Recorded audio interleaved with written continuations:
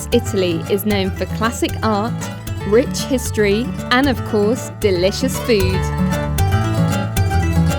And this full-day culinary adventure is the perfect way to experience all of the city's flavours and traditions straight from the market and onto your table.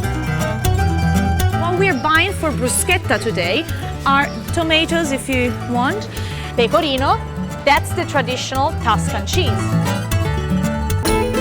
When you're done shopping, you'll head to a farmhouse in the rolling hills of Tuscany to start cooking. We want tomatoes to be cut in small dices, small pieces, because they will be able to sit on the bread. You'll also try your hand at making pasta and even dessert. And then, of course, it's time to eat. The perfect way to cap off a delicious day in Tuscany.